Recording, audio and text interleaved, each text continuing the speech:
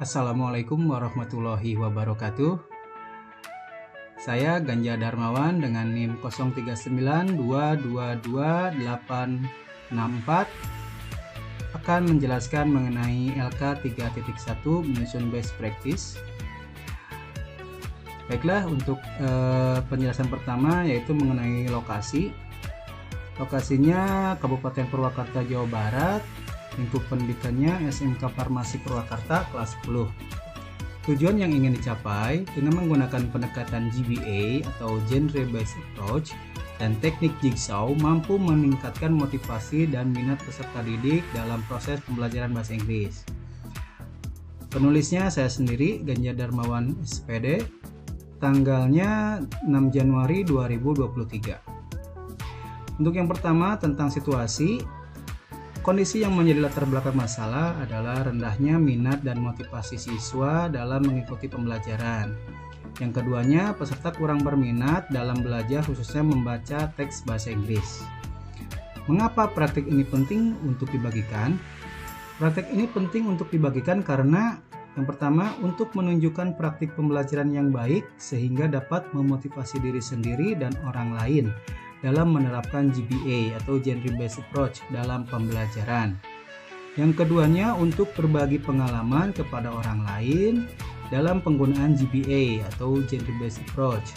Yang ketiga, untuk memotivasi guru agar melakukan pembelajaran yang terbaik bagi peserta didik. Kemudian, apa yang menjadi peran dan tanggung jawab Anda dalam praktik ini? Peran sebagai guru dalam merancang pembelajaran yang inovatif dan menyenangkan diantaranya dalam merancang bahan ajar, media pembelajaran, LKPD, rubrik penilaian, kisi-kisi soal atau pretest dan posttest, serta melaksanakan proses pembelajaran yang sesuai dengan perangkat yang dibuat. Lalu untuk berikutnya mengenai tantangan, apa yang menjadi tantangan untuk mencapai tujuan tersebut? Untuk yang pertama, peserta didik belum termotivasi untuk mengikuti pembelajaran bahasa Inggris. Yang kedua, peserta didik belum terbiasa untuk berliterasi atau membaca teks bahasa Inggris. Yang ketiga, pengalaman guru yang sangat minim dalam proses pembelajaran yang kekinian. Lalu untuk yang berikutnya, siapa saja yang terlibat? Yang pertama, kepala sekolah sebagai pemegang kebijakan. Yang kedua, rekan guru atau teman sejawat, tempat untuk sharing pengalaman. Yang ketiga, wali kelas untuk pengkondisian peserta didik sebagai target utama dalam proses pembelajaran. Yang keempat, peserta didik itu sendiri. Untuk aksinya, langkah-langkah apa yang dilakukan untuk menghadapi tantangan tersebut? Yang pertama, melakukan wawancara kepada kepala sekolah, teman sejawat atau guru dan ahli untuk berbagi informasi serta pengalaman sebagai evaluasi untuk menunjang proses pembelajaran. Yang kedua, memilih model dan teknik pembelajaran yang tepat sesuai dengan materi pembelajaran, yaitu model pembelajaran GBA atau Genre Based Approach dan teknik Jigsaw. Yang ketiga, guru membuat media pembelajaran berbasis teknologi yang menarik. Di antaranya membuat soal pretest dengan menggunakan word wall, pengeditan cuplikan gambar atau slide pada PowerPoint dengan menggunakan Snip and Sketch, serta pengeditan video motivasi dan video pendek dengan menggunakan Camtasia yang hasilnya dari penelitiannya akan diunggah ke YouTube. Strategi apa yang digunakan? Yang pertama, menggunakan GBA atau Genre Based Approach sebagai model pembelajarannya. GBA atau Genre Based Approach mempunyai beberapa tahapan yang dapat mengakomodir peserta didik dalam pembelajaran, sehingga memudahkan peserta didik dalam mengikuti proses pembelajaran. Tahapannya yaitu BKOF, MOT, ECOT, dan ICOT. Yang kedua, teknik yang digunakan yaitu teknik Jigsaw. Peserta didik akan diarahkan pada satu kelompok acak. Setelah itu akan diarahkan kembali ke kelompok ahli untuk menganalisa bagian masalah masing-masing. Setelah masalah sudah terpecahkan, peserta didik akan diarahkan kembali ke kelompok sebelumnya, yaitu kelompok acak, untuk mendiskusikan bagian masalah masing-masing menjadi kesatuan masalah yang dipecahkan. Lalu yang ketiga, menggunakan media yang menarik dan mudah untuk dipahami. Yang pertama, menggunakan video pendek untuk memberikan motivasi siswa sebelum pembelajaran dimulai. Yang kedua, untuk pretest menggunakan media word wall atau quizbox sebagai media yang inovatif dan menyenangkan dalam pengerjaan soal-soal. Yang ketiga, menggunakan Smart TV untuk media pembelajaran sebagai penunjang presentasi atau PPT yang dilaksanakan dalam pembelajaran. Yang keempat, menggunakan sticky note dan kertas karton sebagai salah satu bahan evaluasi dalam pembelajaran atau real action-nya. Lalu bagaimana prosesnya? Nah, hal pertama yang saya lakukan yaitu melakukan beberapa wawancara, diantaranya kepala sekolah, teman sejawat, serta ahli untuk bertukar pikiran atau mencari informasi tentang permasalahan yang dihadapi. Secara umum, hasil dari wawancara yang saya lakukan menghasilkan kesimpulan yang sama, yaitu memotivasi peserta didik sebelum pembelajaran, akan menumbuhkan minat belajar pada peserta didik dan menjadikan pembelajaran menjadi lebih kondusif. Untuk proses pembelajaran, hal yang pertama dilakukan adalah melakukan ice breaking. Hal ini agar peserta didik tidak terlalu tegang dan merasa terbebani dalam pembelajaran. Setelah itu, lanjutkan dengan menayangkan video motivasi. Penayangan video ini ditujukan agar peserta didik termotivasi dan menumbuhkan minat dalam proses pembelajaran. Lalu melakukan pretest dengan menggunakan media word wall atau quizbox. Untuk berikutnya, tahapannya yaitu tahapan kegiatan pembelajaran, tahapan BKOF atau Building Knowledge of Five. Peserta didik ditayangkan cuplikan gambar di Smart TV untuk dianalisa dengan beberapa pertanyaan pemandu, yaitu what are they doing?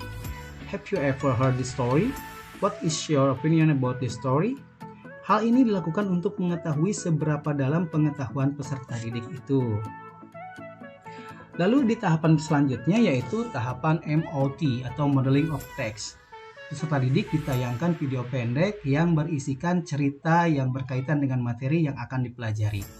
Kemudian peserta didik menganalisa video tersebut dengan dipandu beberapa pertanyaannya, yaitu what kind of the narrative text, who are the character of the story, when is the story happen, where is the story take place, where does the text mostly tell us about. Peserta didik menjawab pertanyaan secara bersama-sama, lalu didiskusikan bersama guru. Kemudian di tahapan GCOT atau Joint Contraction of Text, peserta didik dibagi menjadi 4 kelompok secara acak. Setelah itu, peserta didik diberikan clip paper berwarna merah, kuning, hijau, biru. Lalu peserta didik akan dibagi lagi menjadi 4 kelompok berdasarkan warna dari clip paper tersebut untuk dijadikan kelompok ahli.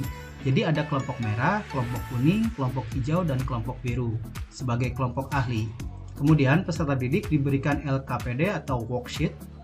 Setelah itu peserta didik akan diberikan sebuah teks baru. Jadi ada 2 teks yang diberikan.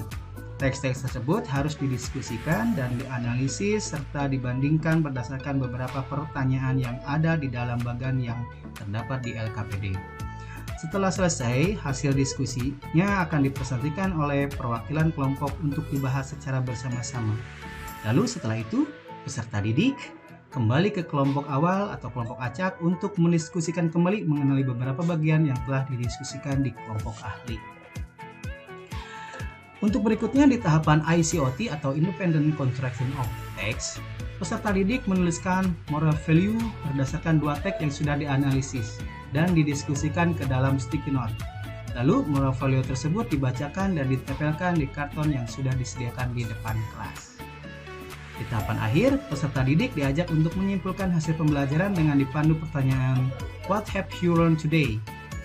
Dan merefleksikan proses pembelajaran yang telah dilakukan dengan dipandu pertanyaan are you happy following today's lesson?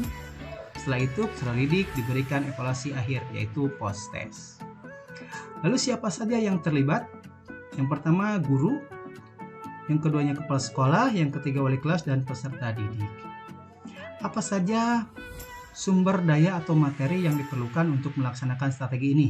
Yang pertama menggunakan laptop untuk presentasi, kedua laser presentasi, yang ketiga karton 2 lembar, yang keempat 3 bungkus sticky note dengan berbeda warna, yang kelimanya menggunakan clip paper. Lalu untuk refleksi hasil dan dampak, bagaimana dampak dari aksi langkah yang dilakukan? Dari semua proses aksi yang dilakukan, peserta didik lebih termotivasi dan tidak terbebani sehingga menumbuhkan minat peserta didik dalam proses pembelajaran. Selain itu, sikap peserta didik lebih lepas dan mulai terbiasa untuk aktif serta terlihat karakter peserta didik dalam kerjasama, kemandirian, dan bertanggung jawab dalam mengikuti proses pembelajaran. Lalu apa hasilnya, efektif atau tidak efektif? Mengapa? Hasilnya sangat efektif karena dapat terlihat dari sikap peserta didik yang mulai terbiasa untuk berbicara bahasa Inggris dan mempunyai keberanian untuk menyajikan hasil pembelajaran serta dapat terlihat dari hasil evaluasi dari awal hingga akhir proses pembelajaran. Bagaimana respon orang lain terkait strategi yang dilakukan? Respon dari kepala sekolah terkait strategi yang dilakukan setelah kegiatan proses pembelajaran adalah pembelajaran dengan menggunakan media yang tepat dapat membuat pembelajaran menjadi menyenangkan. Dengan menggunakan beberapa media, pembelajaran tidak monoton, sehingga peserta didik menjadi termotivasi untuk ikut dalam proses pembelajaran. Dari sisi pengetahuannya ada, dari sisi hiburannya juga ada. Selain itu, perubahan peserta didik sangat terlihat sekali. Peserta didik yang merasa terbebani sebelum proses pembelajaran, tetapi saat proses pembelajaran dimulai, peserta didik mulai menikmati dan tidak terbebani. Dapat terlihat adanya interaksi dua arah antara peserta didik dan guru. Peserta didik dapat lepas untuk berekspresi dalam mengemukakan idenya. Pembelajaran yang baik seperti ini perlu dikembangkan, karena hal ini akan membuat peserta didik menjadi termotivasi dan menumbuhkan minat dalam pembelajarannya. Apa yang menjadi faktor keberhasilan atau ketidakberhasilan dari strategi yang dilakukan?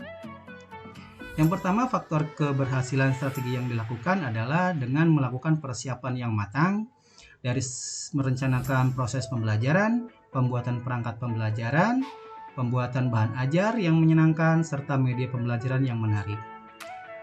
Yang kedua, faktor strategi ketidakberhasilan yang dilakukan adalah beberapa kendala teknis, seperti media untuk presentasi yang bermasalah atau wifi yang sinyalnya naik turun.